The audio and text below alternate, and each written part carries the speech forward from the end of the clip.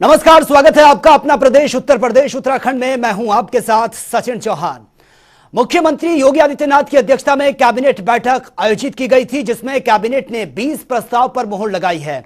उत्तर प्रदेश राज्य जैव ऊर्जा नीति 2022 के क्रियान्वयन के संबंध में प्रस्ताव पास किया गया। प्रदेश में 5,500 करोड़ रुपए का निवेश प्राप्त होगा। नीति के अंतर्गत स्थापित होने वाले संयंत्रों से किसानों की आय में इजाफा होगा। ऊर्जा विभाग के अंतर्गत जैव ऊर्जा के संबंध में एक विभागीय प्रस्ताव को मंजूरी मिली है, जिसके अंतर्गत पराली जलाने को लेकर अर्बन समस्या का समाधान होगा। वायु प्रदूषण में भी कमी आएगी। जैव अपशिष्ट का निस्तारण वैज्ञानिक विधि से हो सकेगा और इसके तहत 5 साल में होने वाले जैव ऊर्जा परियोजना के अंतर्गत बायोगैस, बायोकॉन, बायोडेटा पर भारत सरकार की उत्पादन योजना पर इंसेंटिव दिया जाएगा। और इसके साथ ही नगर पंचायत कटरा जिला गोंडा के सीमा विस्तार का प्रस्ताव पास किया गया है और जिला मुजफ्फरनगर का सीमा विस्तार पर भी बैठक में मोहर लगाई गई है।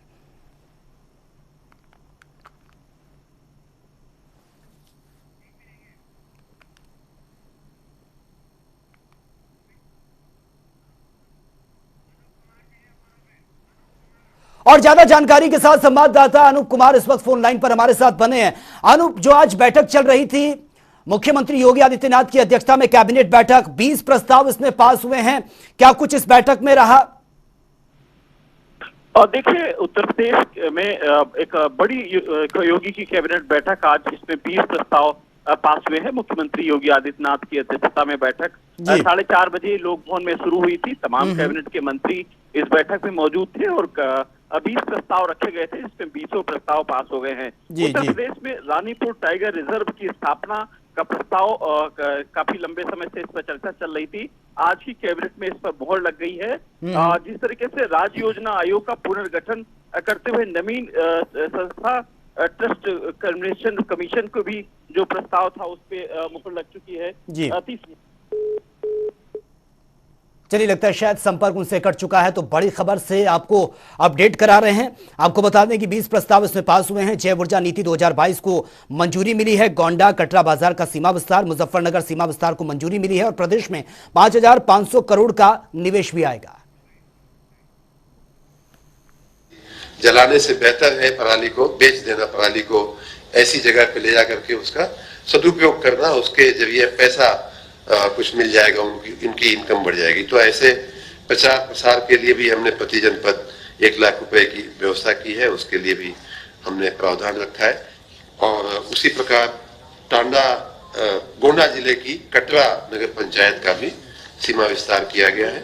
मुजफ्फरनगर में खानजहांपुर, मंधेड़ा, मीरापुर, बहलना, सुजरू, सहावली, सरवट, कुकड़ा, मुजफ्फरनगर साहबुद्दीनपुर, गांव अलमासपुर, बीबीपुर, मुस्तफाबाद, शेरनगर और बिलासपुर, इस प्रकार के गांव सम्मिलित किए गए हैं। उसी प्रकार गोंडा में की कटरा में चचेरा, बीरपुर, कटरा, मझौवा एवं बाबूपुर करके गांव शामिल किए गए हैं। अभी भी चूंकि ये विस्तार का मामला है, इसलिए नगर निकायों की कुल संख्या में कोई परिवर्तन नहीं होता है। नगर निगम अभी 17 हैं। नगर पालिकाएं जो पिछले कैबिनेट के स्तर के समय पे जो स्थिति थी वही है। नगर पंचायत 545, इस प्रकार कुल 762 नगर निकाय है। और वे गुजरात में होने वाले 36वें राष्ट्रीय खेलों में भाग लेने जा रहे यूपी के कई टीमों के खिलाड़ियों से सीएम योगी ने मुलाकात की है। राष्ट्रीय खेलों में इस बार उत्तर प्रदेश के 28 खेलों में प्रतिभाग करेगा और आपको यह भी बता दें कि 467 खिलाड़ियों का दल जो है आज लखनऊ से रवाना हो गया है। सीएम योगी आदित्यनाथ ने कहा कि मुझे खुशी है कि 36वें राष्ट्रीय खेल गुजरात में शुरू होने जा रहे हैं। मैं इस अवसर पर सभी का हृदय से अभिनंदन करते हुए बधाई और शुभकामनाएं देता हूं। सीएम योगी ने खिलाड़ियों के साथ संवाद भी किया। उन्होंने कहा कि इस बार उत्तर प्रदेश का दल 28 खेलों में भाग लेने जा रहा है और पहले 20 खेलों में टीम जाती थी। और सीएम ने यह भी कहा है कि प्रदेश में खेल के प्रति जागरूकता बढ़ी है। हमने प्रदेश में लगातार खेल गतिविधियों के साथ ही खेल के प्रतिष्ठानों में बढ़ोतरी की है। प्रदेश में स्टेडियम निर्माण के कार्यों को गति मिली है। हमारी सरकार के कार्यकाल में खिलाड़ियों के लिए कई उचित कदम उठाए गए हैं। उनके अच्छे प्रदर्शन कर लगातार खिलाड़ियों को सम्मानित भी किया जा रहा है। सीएम योगी आदित्यनाथ ने इस अवसर पर टोक्यो ओलंपिक में खेल चुके हॉकी खिलाड़ी ललित उपाध्याय के साथ प्रीति दुबे और साथ ही जुडोका रोहन बिश्नोई और अंतर्राष्ट्रीय खिलाड़ी राजकुमार पाल से भी संवाद किया है।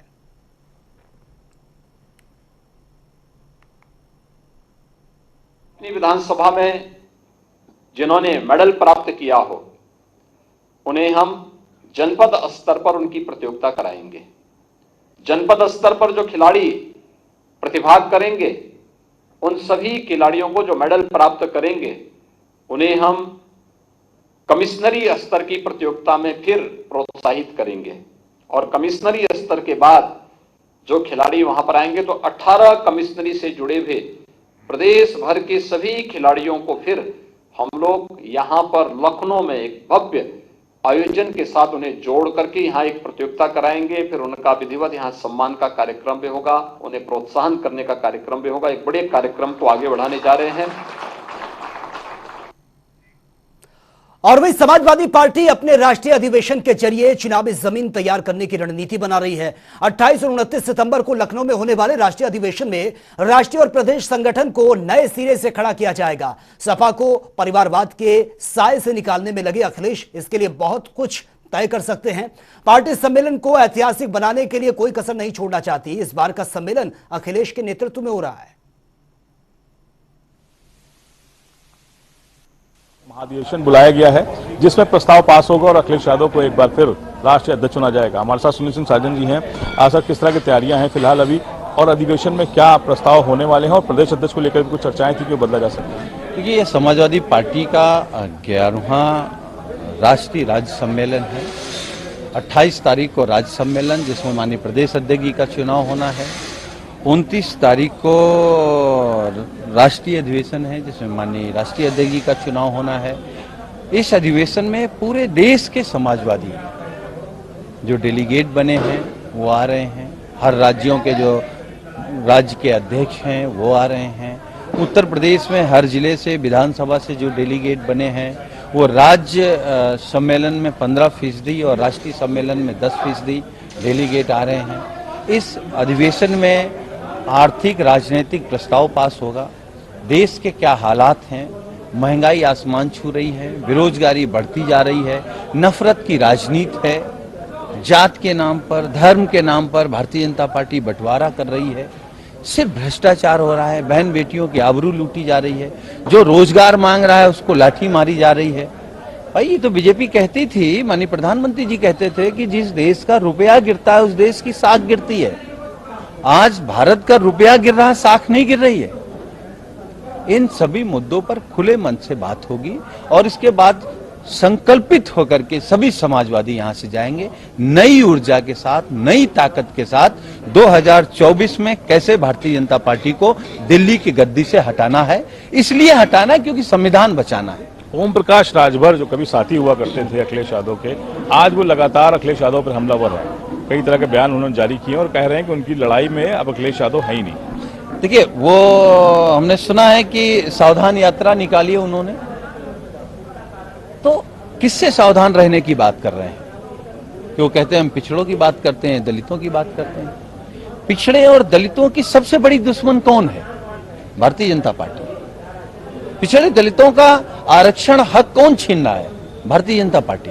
पिछड़े और दलितों पर अन्याय कौन कर रहा है? भारतीय जनता पार्टी। लेकिन वो तो मुख्यमंत्री की तारीफ कर रहे हैं। यही तो सवाल है कि जब पिछड़े और दलितों पर अत्याचार करने वाली सरकार की वो तारीफ कर रहे हैं तो जनता को अब ये समझ में आ गया कि सावधान किससे रहना है। सावधान इसी तरीके से दल बदलो, बात बदलो, सोच बदलो वाले लोगों से रहना है, जो बात तो पिछड़े दलित गरीब की करते हैं, किसान की करते हैं, लेकिन जाकर के उनके साथ बैठ जाते हैं जो उनका शोषण कर रहे हैं, जो उनको अपमानित। पदाधिकारी जिन्होंने अभी पार्टी छोड़ी है ओम प्रकाश राजभर की, क्या वो समाजवादी पार्टी में शामिल होंगे? ये कुछ बातचीत मुझे लगता है समाजवादी पार्टी के दरवाजे खुले हैं। अगर कोई समाजवादी विचारधारा के तहत काम करना चाहता है, डॉक्टर राम मनोहर लोहिया जी के विचारधारा के तहत, डॉक्टर भीमराव अम्बेडकर जी के विचारधारा के तहत, माननीय मुलायम सिंह यादव जी के आंदोलन को आगे बढ़ाना चाहता है,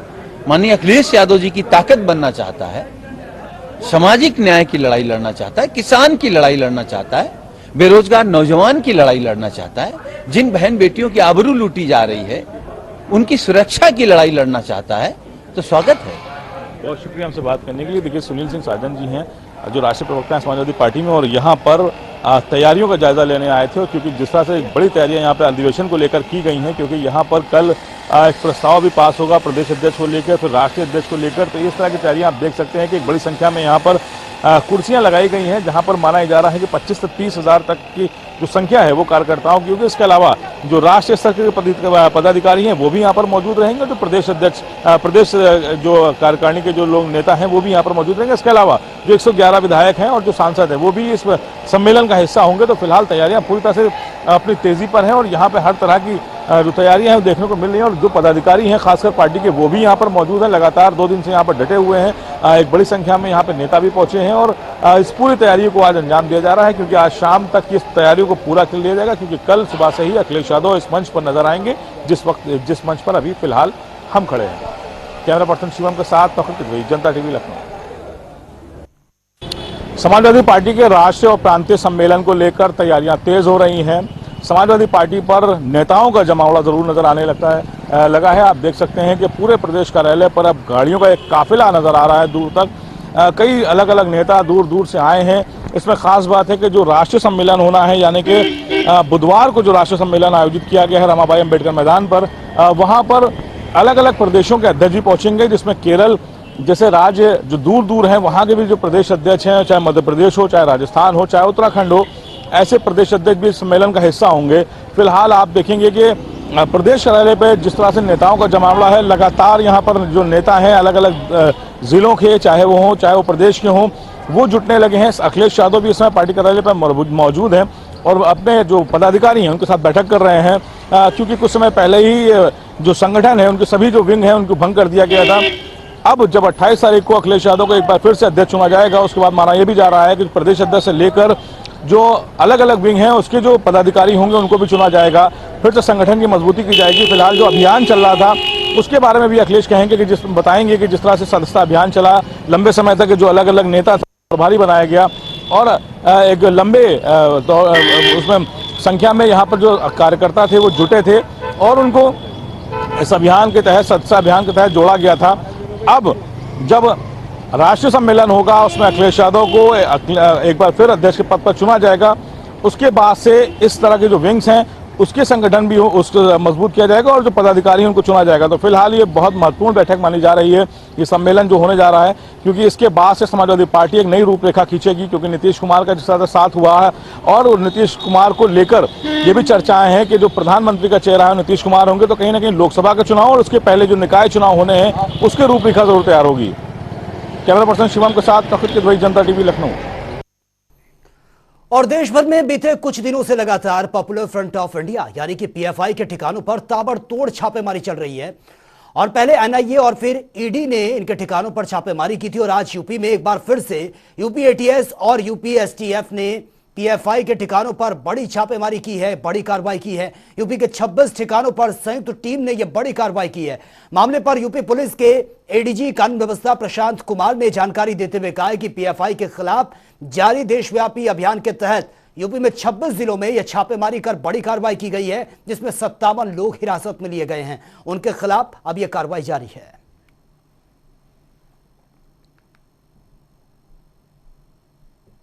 देश के विभिन्न स्थानों पर पारित की गई हिंसा एवं उक्त संगठन के सदस्यों की बढ़ती हुई राष्ट्र विरोधी गतिविधियों के दृष्टिगत जनपदीय पुलिस, एसटीएफ एवं एटीएस उत्तर प्रदेश द्वारा संयुक्त रूप से प्रदेश के 26 जनपदों में एक साथ संस्था के पदाधिकारियों एवं सदस्यों के ठिकानों पर रेड की गई, जिसमें कुल 57 व्यक्ति हिरासत में लिए गए। इस रेड के उपरांत मौके से बरामद विभिन्न प्रकार के अभिलेखों एवं साक्ष्यों का संयुक्त रूप से विश्लेषण किया जा रहा है। उपलब्ध अभिलेखों एवं साक्ष्यों के आधार पर अग्रिम विधिक कार्रवाई अमल में लाई जाएगी। और वहीं पीएफआई के खिलाफ कार्रवाई को लेकर डिप्टी सीएम ब्रजेश पाठक ने भी प्रतिक्रियाएं दी हैं। ब्रजेश पाठक ने कहा कि पीएफआई के नेटवर्क को पूरी तरह से ध्वस्त किया जा रहा है। पूरे प्रदेश में सतर्कता बढ़ा दी गई है, लोग सर्विलांस पर हैं और किसी भी स्थिति में हम प्रदेश में गैर कानूनी गतिविधियों को अनुमति नहीं देंगे और कड़ी कार्रवाई भी की जाएगी। उन्होंने कहा कि असामाजिक गतिविधियां रोकने के लिए सरकार लगातार प्रयास कर रही है। प्रदेश में आतंकी गतिविधि करने वालों को बर्दाश्त नहीं किया जाएगा। आतंकवाद को खत्म करना हमारी प्राथमिकता है। आतंकी गतिविधियों में संलिप्त लोगों को छोड़ा नहीं जाएगा। उन्होंने यह भी कहा कि जिलों के पुलिस अधीक्षकों को संदिग्ध लोगों पर कार्रवाई के आदेश दे दिए गए हैं।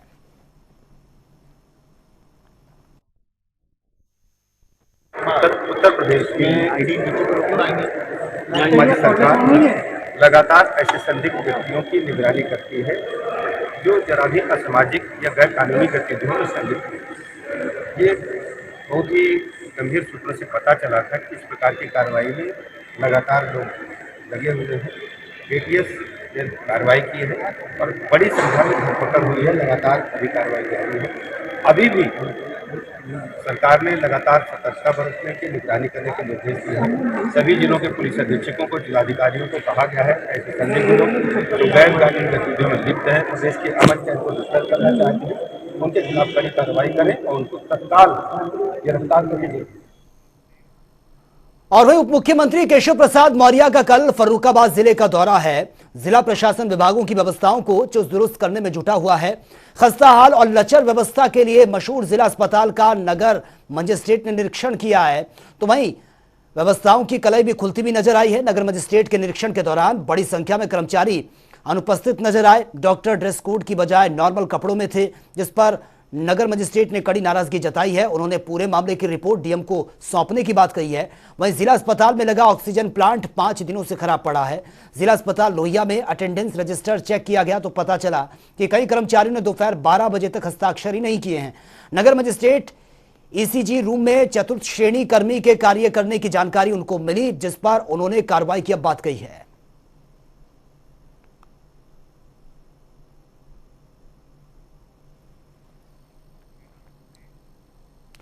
और वहीं उत्तराखंड के मुख्यमंत्री पुष्कर सिंह धामी ने केंद्रीय पर्यटन मंत्री जी किशन रेड्डी से मुलाकात की है। उस दौरान धार्मिक पर्यटन की दृष्टि से महत्वपूर्ण मानसखंड कॉरिडोर और प्रदेश में पर्यटन से संबंधित विभिन्न बिंदुओं को लेकर विस्तार से चर्चा भी हुई है।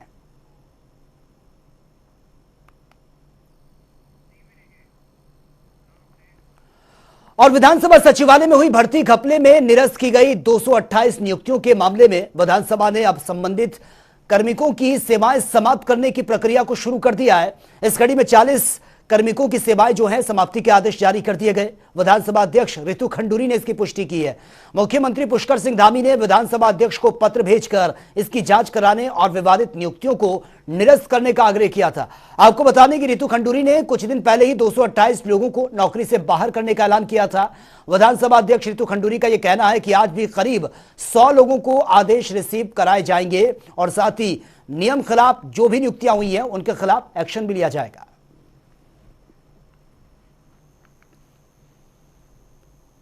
उसमें आप सब जानते हैं कि बहुत क्लियरली कहा गया है कि जो भी भर्तियां हुई हैं वो नियम विरुद्ध हुई हैं, चाहे एडवर्टाइजमेंट निकालने की बात हो, चाहे एग्जाम लेने की बात हो, लोगों को इन्फॉर्मेशन देने की बात हो, और साथ ही साथ आर्टिकल 14 और 16 का भी पालन नहीं हुआ है, जो कहता है कि हर एक व्यक्ति को समान अवसर मिलना चाहिए जहां तक भर्ती का सवाल है। और उत्तराखंड में हुए अंकिता भंडारी हत्याकांड मामले में सियासत जारी है। दरअसल कल कांग्रेस की ओर से देहरादून में इस मामले को लेकर गांधी प्रतिमा के पास धरना दिया गया। कांग्रेस प्रदेश महामंत्री नवीन जोशी ने बताया कि अंकिता भंडारी हत्याकांड मामले की सीबीआई जांच कराने और हत्याकांड में शामिल वीआईपी का नाम उजागर करने समेत विभिन्न मांगों को लेकर गांधी पार्क में यह धरना दिया जाएगा। उन्होंने यह भी कहा है कि इस कार्यक्रम में पूर्व मुख्यमंत्री हरीश रावत, पूर्व पीसीसी अध्यक्ष गणेश गोदियाल, कांग्रेस प्रदेश अध्यक्ष करण महाराज समेत तमाम नेता मौजूद रहेंगे। देखिए, सरकार से हम ये मांग कर रहे हैं कि अंकिता हत्याकांड जो हुआ है इसमें जो वीआईपी लोग जिनके नाम सरकार उजागर नहीं कर रही है और किस किस सही पे ये रिजॉर्ट चल रहा था और कौन कौन से वीआईपी लोग वहाँ रेगुलर आते थे उसकी जानकारी उपलब्ध नहीं कराई जा रही है। और हमारी ये मांग है कि अंकिता हत्याकांड है, इसकी सीबीआई जांच की जानी चाहिए, क्योंकि इसमें बहुत से सफेदपोश संलिप्त है। क्योंकि वहाँ पे रिजॉर्ट को भी तोड़ दिया गया, आखिर किसके इशारे पे रिजॉर्ट को गिराया गया है? क्योंकि वहाँ का लोकल प्रशासन तो, उनको तो कोई अनुमति नहीं थी वहाँ पे गिराने की, तो उन्होंने वहाँ जो साक्ष्य थे उनको मिटाने के लिए वहाँ पे तोड़फोड़ की गई है। तो इसके विरोध में कल हम गांधी पार्क में हमारे कांग्रेस के प्रदेश अध्यक्ष करण मेहरा जी और हमारे गणेश गोदियाल जी और हमारे आर्या जी और सारे हमारे वरिष्ठ लोग वहाँ पे उपस्थित होंगे। और इसके विरोध में हम जब तक इसकी सीबीआई जांच की मांग को हम लेकर वहाँ पे बैठे हैं, जब तक सरकार हमारी इस बात को नहीं मांगती, हम इसका विरोध जारी रखेंगे।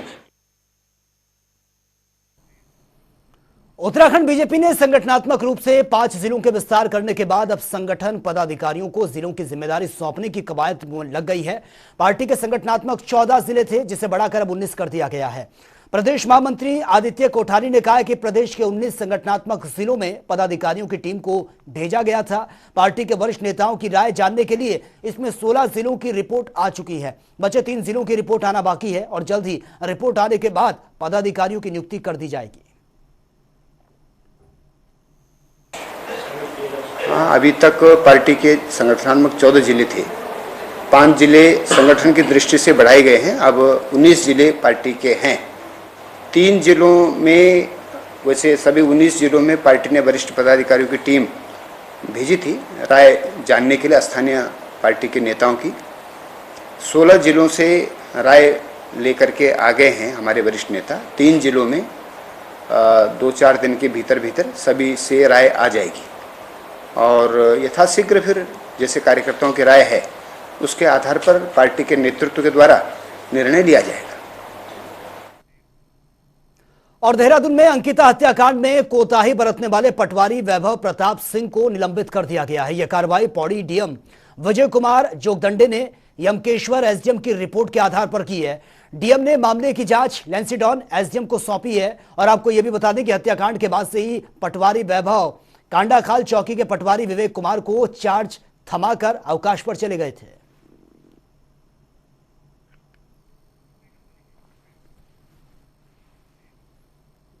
तो फिलहाल इस बुलेटिन में मेरे साथ इतना ही, लेकिन जनता टीवी पर खबरों का सिलसिला लगातार जारी है। नमस्कार।